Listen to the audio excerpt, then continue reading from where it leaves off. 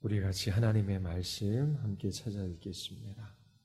하나님의 말씀은 에베소서 1장 1절부터 6절까지 말씀, 제가 한 절 읽고 여러분들이 한 절 읽고 교독하겠습니다. 에베소서 1장 1절부터 6절까지입니다.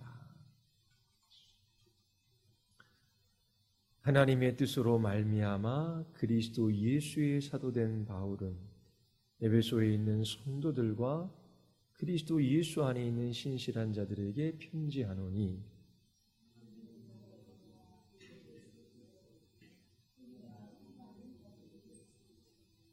찬송하리로다. 하나님 곧 우리 주 예수 그리스도의 아버지께서 그리스도 안에서 하늘에 속한 모든 신령한 복을 우리에게 주시되,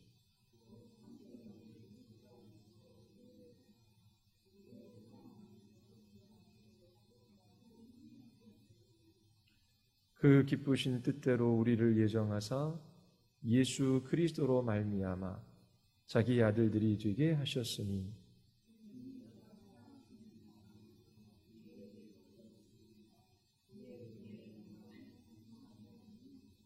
아멘. 기도하시겠습니다. 거룩하고 자비로우신 하나님, 오늘도 이 금요일 밤에 저희들이 주의 말씀을 붙들고 그 뜻을 따라 기도하기를 원하나이다. 주님, 우리에게 먼저 말씀하여 주시옵소서. 저희들이 주의 말씀 듣기를 원하나이다.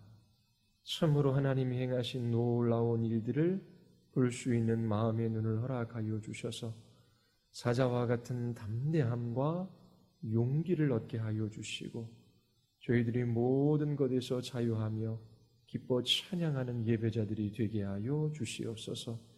성령 하나님께서 이 밤에 주의 말씀을 듣고 기도하는 주의 자녀들 위해 충만히 역사하여 주시기를 간절히 원하오며 예수 그리스도의 이름으로 기도드리옵나이다. 아멘. 사람들이 종종 인생의 좌우명이 무엇인지 물어봅니다.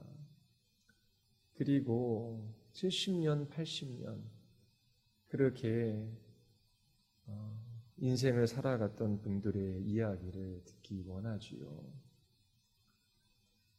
제가 들었던 여러 가지 말들 중에 생각나는 한 가지가 있어요. 단지 한두 사람이 아니라 여러 사람들이 말하는 것을 들었기 때문입니다. 젊었을 때에 고생도 하고 힘든 일도 많았어요. 또 어느 여성분은 남편이 외도도 하고 또 자녀들이 말썽도 피웠습니다. 이런저런 일들을 해보고 고쳐보고자 하지만 잘 안 됐어요. 그러면서 마음속에 다짐한 것이 그냥 긍정적으로 살자. 이 모든 것이 지나가고 좋은 날이 찾아올 거야. 그러면서 살았다라고 합니다. 대부분의 사람들이 인생에 고통이 있고 고난이 있다는 것을 알아요. 그런데 이 또한 지나가고 우리의 인생에 좋은 날이 있을 거야. 그렇게 좋은 건 많이 생각하고 긍정적으로 사고하며 살아가면 나에게도 좋고 또 우리 가정에도 좋을 거야. 그렇게 생각하며 살아가는 사람들이 많습니다. 그리고 80이 넘어서 그래도 안정적인 삶을 살아가요. 또 주위에 있는 사람들이 인정하고 또 존경하는 사람입니다. 그런 사람도 내 인생은 어려움이 있었지만 그렇게 긍정적으로 사고하고 모든 일들이 잘 될 거야. 그렇게 살았다라고 말합니다. 그리고 지금 그냥 평안한 노년의 때를 보내고 있다라고 말해요. 자, 이 모든 일이 지나가는 것은 맞아요. 그런데 이렇게 힘든 날이 지나가면 좋은 날이 올 거야. 그리고 긍정적으로 생각하며 살아가자. 좋은 날이 올 것이라고 하는 근거가 어디 있습니까? 긍정적으로 사고하고 좋은 말을 많이 하면 우주의 기운이 뭐 돋습니까? 그런데 사람들은 인생에 대한 답이 없지요. 기껏해야 생각하는 것이 긍정적으로 생각하자. 좋은 일이 올 거야. 그러면서 마음의 위안을 삼고 위로를 삼으려고 합니다. 그리스도인의 삶은 어떻습니까? 여러분들은 인생에 대하여 확신이 있습니까? 하나님이 주시는 담대함과 용기가 있고 기쁨과 감사함으로 그렇게 찬양하며 살아가고 계십니까? 그리스도인들에게 고난이 없고 또 힘든 일이 일어나지 않는다라고 하는 말이 아니잖아요. 우리의 환경과 상황과 상관없이 그렇게 세상 사람들이 긍정적으로 생각하는 것과 비교할 수 없는 확신과 감사와 기쁨의 삶을 그리스도인들이 살아갈 수 있습니다.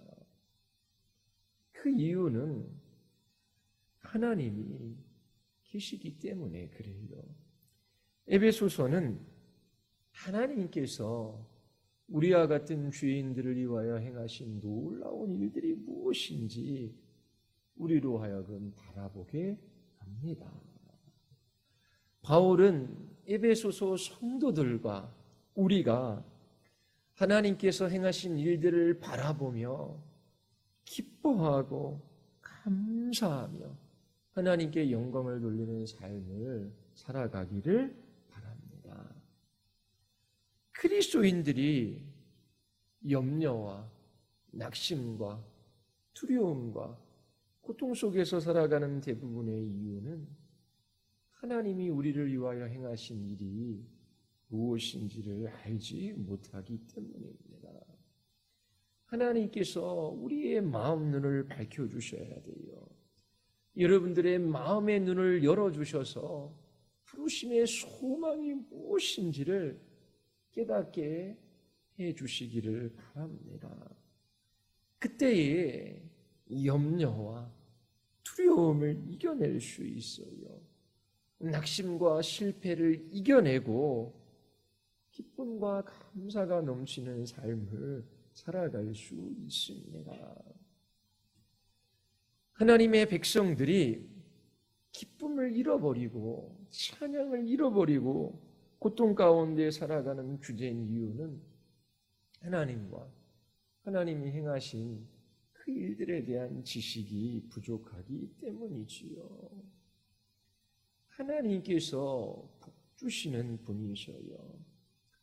하나님의 백성들에게 주신 그 복이 무엇인지 알지 못하기 때문에 고통 가운데 살아가는 것입니다. 호세아 선지자는 내 백성이 하나님을 아는 지식이 없기 때문에 망한다라고 말합니다. 하나님이 어떠한 분이시며 우리가 누구인지 안다면, 그리스도인 된 우리가 누구인지 안다면 우리는 하나님을 떠나서 방황하지 않을 거예요. 하나님과 겸하여 우상을 섬기는 일도 없을 것입니다. 이 세상에 있는 것들을 하나님보다 더 사랑하고 의지함으로 하나님께로부터 돌아서는 일도 하지 않을 거예요. 하나님 없이도 이 세상에서 잘 나가는 사람, 행복하게 살아가는 사람들이 있는 것 같아요. 그래서 그런 사람들을 부러워하며 그들처럼 되고 싶어하는 사람들도 있어요. 그러나 참으로 하나님과 하나님이 행하신 일들이 무엇인지를 볼 수 있는 눈을 가지고 있다면 결코 세상에 잘 나가는 사람들을 부러운 눈으로 바라보지도 않고 그들처럼 되기를 추구하며 살아가지도 않을 거예요. 여러분들이 하나님과 하나님이 행하신 그 일들을 안다면, 하나님께서 우리와 같은 죄인들을 구원하신 그 구원의 본질이 무엇인지를 깨달으면 찬양할 수밖에 없을 것입니다. 사도 바울은 이 본문에서 그리스도인이 어떠한 사람인지를 소개하고 있어요. 1장 3절부터 14절까지 앞으로 몇 달간 여러분들에게 설교하고자 합니다. 자, 1장 3절에서 그리스도인들은 어떤 사람일까요? 사도 바울도 그리스도인이지요. 사도 바울은 그리스도인으로서 감격함으로 하나님을 찬양하고 있어요. 하나님을 찬양하는 그 이유가 있지요. 그것이 무엇입니까? 하늘에 속한 모든 신령한 복을 우리에게 주셨대요. 나뿐만 아니라 에베소에 있는 성도들에게, 나뿐만 아니라 오늘 성소로 교회 예수 그리스도를 믿는 주님 안에 있는 모든 이들에게 하늘에 속한 신령한 복을 주셨기 때문에 지금 찬양하고 있는 것입니다. 바울은 하나님이 주신 그 복이 무엇인지를 우리에게 알려주고 있어요. 이것을 깨닫게 되면 기뻐하며 찬양하게 됩니다. 바울처럼 즉각적으로 하나님을 찬양하라 외치게 되지요. 자기 자신뿐만 아니라 함께 찬양하기를 원해요. 이처럼 진리를 깨달은 사람에게는 찬양과 감사가 넘치게 됩니다. 그리스도인들의 삶의 특징이 찬양과 감사라는 말 여러 번 들으셨지요. 진짜입니다. 왜 낙심되는 일이 없습니까? 왜 고달픈 일이 없습니까? 왜 두려운 일이 없습니까? 그러나 그 모든 것들 속에서 찬양할 수밖에 없는 이유가 있고 감사할 수밖에 없는 이유를 찾아내 그 모든 것들을 이기며 그렇게 하나님을 노래하는 사람들이 그리스도인들이에요. 환경이나 상황 때문에 그런 게 아니에요. 내가 원하는 대로 인생들이 풀려나가고 원하는 것을 얻었기 때문이 아니지요. 초대교회의 신자들을 보십시오. 그들은 예수 그리스도를 믿는 것으로 인하여 핍박을 받았습니다. 그들에게 어려운 일이 없었습니까? 그럼에도 불구하고 그들의 입술에서 새 노래가 흘러나왔어요. 감사가 넘치는 삶을 살았습니다. 그들에게 하늘에 속한 신령한 복이 주어졌기 때문에 그래요. 그들은 주 안에서 항상 기뻐하는 사람들이었습니다. 여러분도 하나님 곧 우리 주 예수 그리스도의 아버지께서 그리스도 안에서 주시는 신령한 복이 무엇인지 알고 있다면 찬양하지 않을 수 없을 거예요. 감사하지 않을 수 없을 것입니다. 여러분들의 신앙의 고백이 참된지 그렇지 않은지 가늠해 볼 수 있는 기준이 있어요. 그것은 감사와 찬양입니다. 자, 여러분들의 삶 속에서 감사와 찬양이 있습니까? 하나님, 이 문제가 해결되기 전까지는 저는 감사할 수 없어요. 하나님, 제가 이것을 얻을 때까지는 주님을 찬양할 수 없어요. 그런 자세로 살아가고 있지는 않습니까? 하나님께서 그 아들 예수 그리스도를 우리와 같은 죄인들에게 내어주셨어요. 죄와 사망과 사단의 권세에서 우리를 해방하셔서 하나님의 자녀 삼아주셨지요. 하나님이 우리 하나님, 우리 아버지가 되셨어요. 아버지로서 자녀인 우리의 필요를 공급해 주시고 우리를 지키시고 보호해 주시겠다라고 약속해 주셨어요. 자녀된 우리들이 어떻게 하나님 앞에 기뻐하지 않을 수 있고 감사하지 않을 수 있겠습니까? 분명히 예수 그리스도 바깥에 있는 세상 사람과 예수 그리스도 안에 있는 그리스도인들은 달라요. 세상에 속해 있는 사람들은 비참하고 불행한 상태에 놓여 있어요. 그들이 아무리 행복하고 즐겁다라고 외쳐도 그들은 비참한 사람들입니다. 불행한 사람들이에요.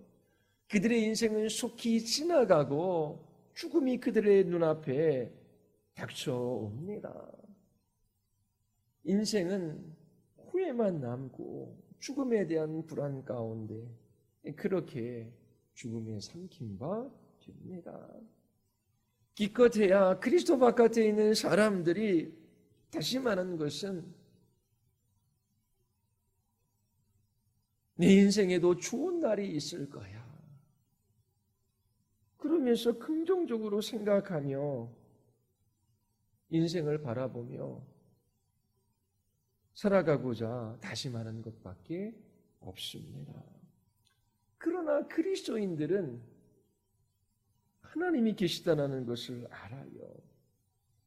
그리고 그 하나님이 어떻게 우리를 구원하셨는지 볼 수 있는 눈을 가지고 있어요. 그 하나님께서 우리를 구원하셔서 영원한 하나님의 나라로 인도하고 계십니다. 잠시 이 세상에 두신 것은 우리에게 주신 사명을 이루게 하시기 위함이지요.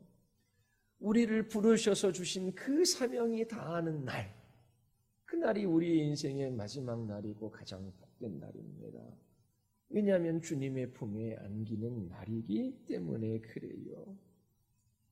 이처럼 하나님이 계시다라는 것을 알고 그 하나님께서 어떻게 우리를 구원하셨는지 그 놀라운 구원을 경험했고 또 영원한 하나님의 나라에 대한 확신을 가지고 이 땅에서 주신 사명을 따라 살아가는 그리스도인들이 어떻게 기뻐하지 아니할 수 있고 감사하지 아니할 수 있겠습니까? 이 세상 사람들이 누리는 기쁨, 그들이 누리는 즐거움, 그런 것과 비교할 수 없는 하늘의 기쁨과 그러한 감사가 그리스도인들에게는 있어요. 여러분, 하나님께서 우리를 매주일 공동체 예배로 모이게 하십니다. 그 예배 때 하나님 한 분으로 인하여 그분이 우리에게 베풀어 주신 이 놀라운 구원의 은혜 때문에 기뻐하며 감사하며 그렇게 찬양하고 계십니까? 기도할 때도 마찬가지예요. 분명히 고난이 있어요. 힘든 일이 있어요. 그러나 우리의 기도를 들으시는 하나님이 여기 계시고 또 기도하라 명하신 하나님께서 기도하는 우리를 주의 뜻 가운데 두시고 이끌어 가시고 또 우리의 기도를 사용하셔서 우리를 거룩하게 빚어갈 뿐만 아니라 주님의 일들을 행하실 것이기에 감사와 찬양으로 그렇게 기도의 자리로 들어가 주의 이름을 부를 수 있는 것입니다. 여러분들은 삼위 하나님을 찬양할 수밖에 없는 이유를 가지고 계십니까? 공적인 예배 가운데 찬양하는 것은 매우 중요해요. 여러분 자신을 한번 시험해 보십시오. 마음 깊은 곳으로부터 흘러나오는 기쁨과 감사로 인하여 소리 높여 주님을 찬양하고 있는지, 주님을 기뻐하며 감사함으로 찬양할 수 없는 사람들은 얼마나 불행한 사람들입니까? 하나님과 하나님이 행하신 일들을 알지 못한다면 그들은 결코 찬양할 수 없을 거예요. 우리 하나님은 찬양 받으실 분이십니다. 왜 하나님이 찬양을 받으셔야만 합니까? 하나님이 하나님이시기 때문에 그래요. 그리고 하나님께서 우리와 같은 사람들을 위하여, 죄인들을 위하여 행하신 일 때문이지요. 사도 바울은 복 주시는 하나님을 찬양하고 있어요. 찬송하리로다.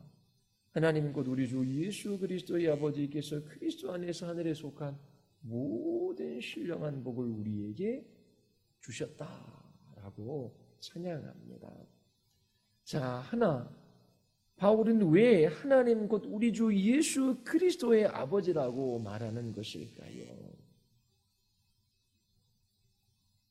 하나님께서 우리에게 복 주셨다 그러면 되는데, 아니면 예수 그리스도 안에서 우리에게 복 주셨다라고 하면 되는데, 왜 하나님 곧 우리 주 예수 그리스도의 아버지라고 말하는 것일까요? 모든 복은 그리스도로 말미암아 그 안에서 우리에게 오는 것임을 말해주고 있어요. 또 하나, 사도 바울은 찬양할 때에 삼위일체 하나님을 그 마음속에 늘 염두에 두고 있기 때문입니다. 우리는 삼위일체 하나님을 신앙하며 하나님을 높이며 찬양합니다. 하나님 곧 우리 주 예수 그리스도의 아버지라고 하는 이 표현 속에서 모든 복은 삼위 하나님 간에 이루어진 언약의 일부로 우리에게 온 것임을 알려주기 위함입니다. 하나님께서 우리에게 복 주시는 방식을 한번 보십시오. 하나님께서 어떻게 우리에게 복을 주십니까? 1장 4절 서두에 보면 창세전에 그리스도 안에서 우리를 택하사 우리로 사랑 안에서 그 앞에 거룩하고 흠이 없게 하시려고. 자, 삼위일체 하나님이 우리의 구원을 계획하셨습니다. 이 사실을 인식하고 계십니까? 인식하다라고 하는 것은 마음으로 받아들이는 거예요. 그리고 저장하는 거예요. 그리고 그것으로 인하여 무엇인가 우리 바깥으로 나옵니다. 인식한 그것 때문에. 자, 하나님이, 삼위 하나님이 나의 구원을 창세전에 계획하셨다라고 하는 이 사실을 인식하고 있기 때문에 기쁨과 감사가 넘쳐나는 것입니다. 하나님께서 우리가 어떠한 사람인지를 미리 아시고 우리의 구원을 계획하신 것이라고 성경이 말하지 않아요. 우리의 어떠함 때문에 하나님께서 우리를 구원하시기로 계획하신 것이 아니에요. 또 하나, 우리가 무엇을 하고 하지 않는 것 때문에 하나님께서 우리를 구원하시기로 작정하신 것이 아니지요. 하나님께서 무조건적으로 우리를 택하셨어요. 그 근거는 사랑입니다. 사랑하셔서 창세전에 우리를 구원하시기로 작정하시고 우리를 택하신 것입니다. 이것을 인식하는 사람들이 많지는 않아요. 이것 때문에 자유하고 기뻐하고 감사하며 찬양하는 사람들이 많지 않아요. 여러분, 그런 이야기들 많이 합니다. 자녀들이 원하는 대학에 가거나 원하는 직장에 들어가거나 아니면 높은 지위에 오르거나 이 세상에서 칭찬과 인정을 받아요. 그리고 그렇게 이 세상에서도 평안하게 살아가요. 그러면 그런 말들 많이 합니다. 저 집에 어머니가 그렇게 기도 많이 하신대. 저 집에 아버지가 그렇게 기도 많이 하신대. 그런 얘기는 없어요. 저 집에 어머니가 기도 그렇게 많이 하신대. 역시 기도하는 자녀는 틀려. 그런데 그 자녀를 보니까 신앙이 있는 것이 아니에요. 그런데 사람들이 속아요. 그래서 새벽에 나가서 열심히 기도해요. 자녀를 위해서. 자녀를 위해 기도하지 말라는 말이 아니에요. 열심히 새벽자단을 쌓고 기도해요. 하나님, 우리 자녀가 이러한 대학에 들어갔으면 좋겠습니다. 하나님, 우리 자녀가 이런 직장에 들어갔으면 좋겠습니다. 하나님, 우리 자녀가 이런 사람하고 결혼했으면 좋겠습니다. 하나님, 우리 자녀가 이렇게 되었으면 좋겠습니다. 그리고 초집 믿는 집 자녀가 좀 좋은 대학교 들어가고 좋은 직장 들어가고 그리고 세상 사람들로부터 인정받으면 그렇게 그 어머니가 기도 많이 했다고 그 어머니의 기도의 공로를 들려요. 자, 기도가 공로를 쌓는 것입니까? 하나님 앞에 기도의 공적을 쌓아야 우리의 자식들이 잘 되고 건강하고 이 세상에서도 인정받을 수 있습니까? 그 불교에서 불공 드리는 거랑 똑같잖아요. 기독교 신앙을 잘 모르기 때문에 이게 헷갈려요. 진짜 예수님을 믿고 삼위일체 하나님을 믿는 이 신앙, 하나님이 누구이시고 하나님께서 어떻게 구원에 놀라운 일들을 행하셨는지 그런 것과 이 교도 신앙을 뒤섞어 버려가지고 진짜 예수님을 믿고 열심을 내고 기도하고 희생하고 봉사하고 섬기고 이런 일 저런 일 다 해요. 그러면서 이런 일 저런 일 다 하고 내가 이렇게 기도의 공적을 쌓았기 때문에 이렇게 잘 된 것이다. 그리고 사람들도 그렇게 말해요. 이게 얼마나 무서운 일입니까? 기독교 신앙과는 상관이 없어요. 하나님의 사랑이 퇴색되거나 하나님의 사랑이 변합니까? 오늘도 창세전에 우리 여기 효준이 있으면 효준이가 하나님 잘 믿고 그리고 순종 잘할 걸 아셔서 사랑하시고 택하신 것이 아니래요. 성경은 그냥 하나님께서 사랑하신대요. 그러면 부모가 자녀를 향해 사랑할 때에 이 녀석 공부 잘하니까 이 녀석은 좀 사랑해주고 이 녀석은 공부 좀 못하니까 사랑 좀 덜할까? 부모가 그럽니까? 안 그러잖아요. 인간의 부모도 자기가 낳은 자식을 사랑하고 어떻게 해서든지 잘 되기를 바라요. 그러니까 잔소리하는 거예요. 자, 우리 자녀들이 있지만 부모가 잔소리하면 나 사랑하셔서 그러는구나. 그렇게 생각하면 돼요. 사랑하니까 말하죠. 이웃집 부모님들은 말 안 해요. 자, 부모도 자녀를 사랑하잖아요. 공부 잘하는 애만 부모가 사랑하나요? 그러면 그 부모가 사랑이 잘못된 것이죠. 인간 부모들 중에 그런 사람도 있지만 낳은 자식들 다 사랑하려고 해요. 아프면 자기 자신의 장기라도 내어줘서 살리고 싶은 게 부모의 마음이죠. 그런데 하나님이 사랑하신다 그러잖아요. 그래서 택하시고 창세전에 구원을 계획하셨대요. 그 사랑이 성경에서 보면 야, 네가 잘 순종하면 네가 기도 많이 하면 그 사랑 내가 더 많이 주고 네가 기도도 안 하고 불순종하면 내 사랑을 거두어 갈 거야. 나는 내 자식도 아니야. 우리의 행위, 무엇인가를 하고 하지 않는 것, 그리고 우리가 어떠한 사람인가에 따라서 하나님께서 사랑을 더해 주시고 덜해 주시고 그런 게 성경에 없어요. 우리가 죄인 되었을 때에, 연약할 때에, 불경건한 삶을 살아갈 때에, 하나님을 대적할 때에, 하나님과 원수된 채로 나아갈 때에 하나님께서 사랑하셔서 그 아들을 주셨대요. 지금은 그래도 예수님을 하나님 아버지라고 부르고 이렇게 금요 기도에도 나와 있잖아요. 주일날 예배도 드리고 있잖아요. 그런데 여전히 우리는 죄인이고 부족하고 죄짓고 못났지요. 죄 하나님 앞에 순종하기를 잘 못하지요. 그렇다고 해서 하나님께서 창세전에 그 구원을 계획하셨는데 그것을 취소하시거나 없던 것으로 하시지 않는 거예요. 하나님의 사랑은 변함이 없어요. 영원한 사랑입니다. 왜요? 창세전에 하나님께서 우리를 사랑하셔서 그 구원을 계획하셨어요.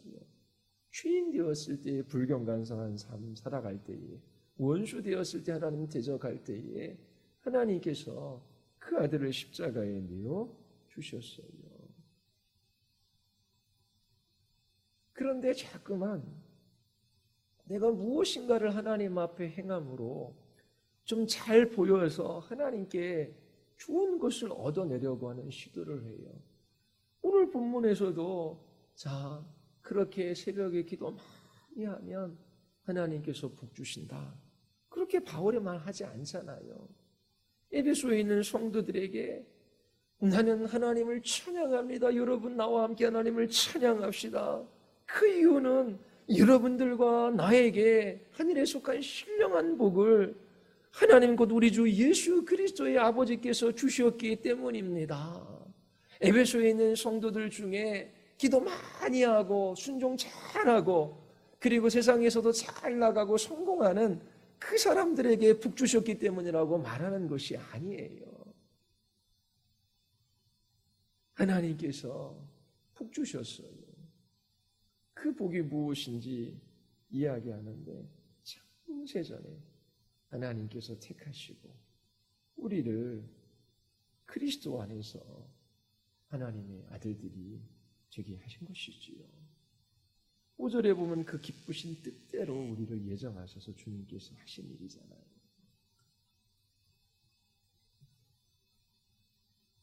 누구는 공부를 잘하기도 하고 그것보다 공부를 좀 못하기도 해요. 누구는 이 직업에 종사하고 저 직업에 종사해요. 누구는 농사를 짓고 장사를 하고 누구는 사업을 해요. 누구는 5살에 죽고 누구는 30살에 죽고 누구는 80살에 죽어요. 다 각기 다른 삶의 양태에 불과해요. 100년 안에 다 일어나는 일이잖아요. 중요한 것은 하나님께서 창세전에 우리의 구원을 계획하시고 우리를 하나님의 아들들로 삼아 주신 거예요. 그러면 실패하고 넘어져요. 나는 왜 이거밖에 안 될까? 그리고 낙심돼요. 그런데 이것밖에 안 되는 나를 사랑하셔서 주의 자녀 삼아 주셨으니까 그것이 얼마나 놀라운 일입니까? 그리고 하나님께서 이것밖에 안 되는 인생을 거룩하고 흠이 없는 하나님의 자녀로 빚어가시겠다라고 약속하셔요. 이 말씀을 들을 때에 이 말씀이 인식될 때에 막 마음의 용기와 힘, 담대함, 감사, 찬양 그리고 열심을 내어 살아갈 수 있는 그런 하늘의 은혜들을 우리에게 허락해 주시는 것입니다.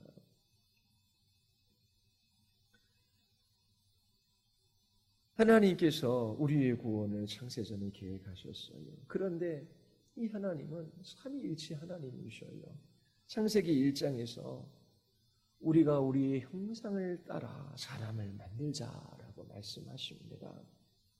삼위 하나님께서 사람을 창조하시는 것을 함께 의논하셨어요.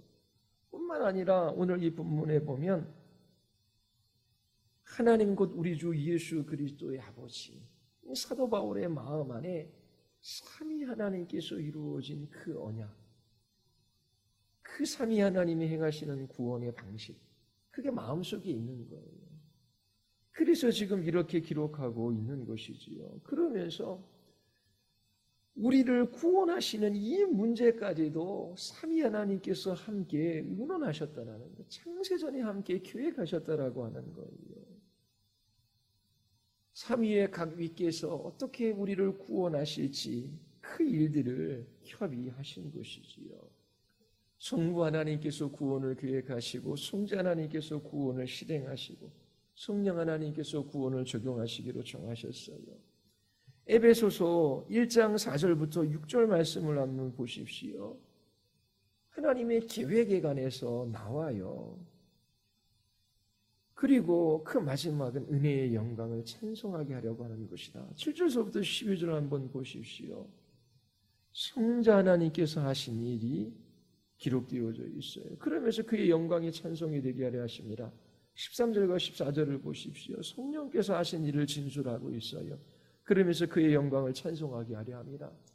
성부와 성자와 성령의 그 영광을 찬송하게 하시기 위하여 이렇게 너희에게 복 주시고 나에게 복 주시고 이렇게 놀라운 구원의 일들을 행하셨다. 지금 이것들을 찬양하며 소개하고 있는 것입니다.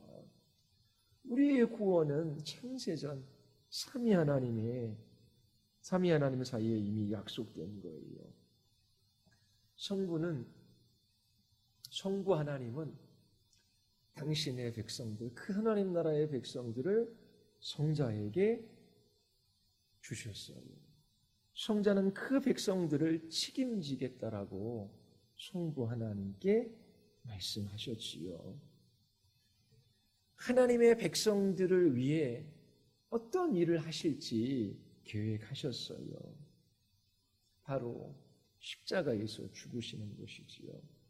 하나님 아버지께서는 그 아들에게 속한 모든 사람들을 용서하시고 그들과 화해하시고 화평하시고 새 생명을 주실 것을 약속하셨어요. 그 계획을 따라 성자 하나님께서 육신의 몸을 입고 이 땅에 오셨어요. 그리고 하나님의 백성의 죄를 대신 담당하시고 십자가에서 형벌을 받으신 것이지요. 이것이 창세 전에 있었던 계약이었습니다. 그래서 하나님은 아담과 하와의 죄를 심판하시는 가운데 복음을 말씀하시는데 여자의 후손이 뱀의 후손의 머리를 상하게 할 것이다 라고 말씀해 주셨던 것입니다. 성부 하나님은 이 세상이 창조되기 전 성자 하나님과 언약을 맺으셨어요. 모든 복을 그리스도로 말미암아 우리에게 주시기로 약속하셨지요. 모든 복이 그리스도 안에서 주어지는 것입니다. 우리는 하나님과 바른 관계 속에서 살아가도록 지음받았어요. 하나님과 바른 관계를 맺지 못하고 살아가는 그 인생에 어떠한 소망도 없습니다. 하나님께서 죄인들을 심판하시고 다 지옥의 불구덩이로 던져 놓으셔도 너무나 당연한 일이에요. 그러나 이 세상이 조성되기 전 창세전에 하나님께서 삼위 하나님이 우리에게 복 주시기 위하여 우리의 구원을 계획하셨습니다. 우리가 용서받고 구원받는 그 길을 협의하신 것이지요. 우리의 구원이 바로 이러한 거예요. 하나님께서 무슨 일을 하셨는지, 우리를 향해 어떠한 일을 하셨는지, 그리고 그 일을 하는 방식을 한번 보십시오. 여러분의 어떠함 때문에 하나님께서 여러분들의 하나님 되어주신 것이 아니에요. 여러분들이 어떤 것을 하고 하지 않고 그 일 때문에 여러분들이 주님의 자녀가 된 것이 아니에요. 내가 현재 예수 그리스도를 믿고 있어요. 나는 소망 없는 죄인인데, 나는 구원의 가망성이 하나도 없는데 하나님께서 그 아들 예수 그리스도를 이 세상에 보내어 주셔서 나 같은 죄인을 위하여 십자가에 죽게 하셨어요. 믿는 이들의 죄를 용서해 주시고 하나님과 바른 관계를 맺고 우리에게 생명을 주셔서 영원한 하나님의 나라의 백성으로 이 땅에서 살게 하셨어요. 나의 어떠함과 나의 행위로 정해진 일이 아니에요. 삼위 하나님께서 이 세상이 있기 전 협의하시고 상의하시고 의논하셔서 계획하신 그 일이 지금 내 안에 이루어진 것입니다. 그런데 어떻게 찬양하지 않을 수 있겠습니까? 어떻게 감사하지 않고 어떻게 하나님 앞에 기뻐 경배하지 않을 수 있겠습니까? 세상을 바라볼 때에 고난도 있고 어려운 일도 있고 실패도 있고 좌절도 있어요. 세상 사람들은 이 일들이 지나가면 좋은 일들이 있을 거야. 아무런 근거 없는 긍정적인 사고, 그것으로 위로를 받고 자기 자신의 삶을 살아가요. 얼마나 비참한 사람들입니까? 이 세상에 잠시 원하는 것을 얻고 하고 싶은 일들을 하며 살았더라도 그들의 인생은 후회뿐이고, 그리고 죽음 앞에 두려워 떨며 결국 하나님의 심판대 앞에 영원한 형벌을 받을 수밖에 없어요. 다른 길이 없습니다. 그런데 나는, 그리스도인 된 나는, 삼위 하나님께서 나 같은 죄인의 구원을 위하여 창세전에 이미 계획하셨고, 그리고 그 계획을 이 역사 가운데 이루신 거예요. 나를 거룩하고 흠이 없는 하나님의 자녀로 빚어가시기로 예정하셨고, 그렇게 하나님께서 행하셔요. 이 일들을 바라볼 때에 그리스도인들에게 기쁨과 찬양이 넘칠 수밖에 없는 것입니다. 우리는 실패하고 넘어지고 또 불순종하며 살아갈 거예요. 하나님이 기뻐하시는 사람은 돌이켜 회개하는 것입니다. 그리고 전심으로 주님을 의지하는 거예요. 주님이 행하신 일, 주님이 어떠한 분이신지를 바라보며 자기에게 소망을 두지 아니하고 주님께 소망을 두고 그 주님의 베푸신 은혜의 영광을 찬양하며 살아가는 것입니다. 세상 사람들 보십시오. 저는 당신들보다 잘난 것도 없고 이 세상 사람들 보기에 흠모할 만한 것도 없고, 그리고 이 세상에 내세울 만한 것이 하나도 없어요. 그런데 당신들이 가지고 있지 않은 것 저에게는 있어요. 바로 하나님께서 나를 구원하시기 위하여 창세전에 그 구원을 계획하시고 이 놀라운 은혜를 저에게 베풀어 주신 거예요.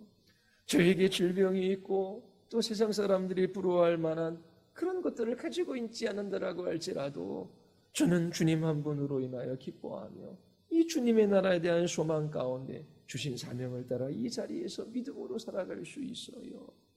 이 기쁨은 이 세상에 빼앗아갈 수 있는 것이 아니에요. 여러분 이것을 아십니까? 그러면서 농사 짓고 장사하고 직장 다니고 그리고 아이들 키우고 이런저런 일을 하면서 살아가는 것입니다. 그러면서 하나님의 기뻐하시고 선하신 뜻이 무엇입니까? 나를 이곳에 두신 이유가 어디 있습니까? 이러한 상황 속에서 하나님이 기뻐하시는 뜻이 어디 있습니까? 제가 어떻게 살아가야 합니까? 주의 말씀으로 나를 붙들어 주시고 나를 이끌어 가 주시옵소서. 그러면서 주께 기도하며 주의 뜻을 따라 간구하며 주의 인도하심을 구하며 그 하루하루를 살아가는 거예요. 하나님께서 굶어 죽게 하지 아니하시고 하나님 의지하는 자를 결코 이 땅에서 수치당하지 않게 하셔요.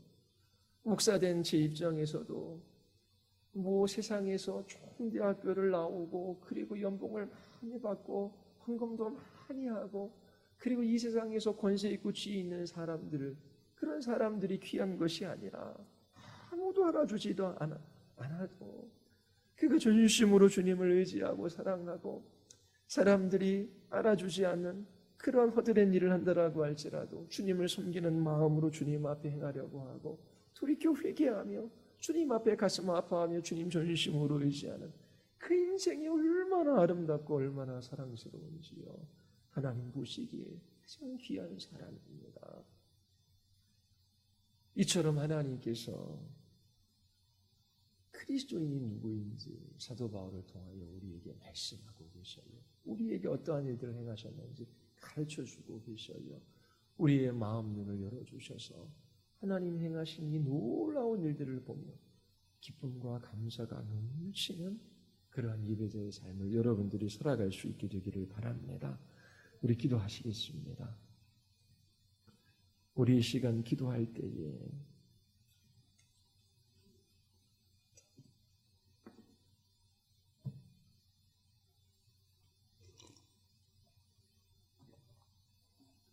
하나님 참으로 하나님께서 구원하신 그 놀라운 이 구원의 일들을 보게 하여 주시옵소서. 하나님께서 어떠한 방식으로 죄인들을 구원하시는지 그 놀라운 것들을 보게 하여 주시옵소서.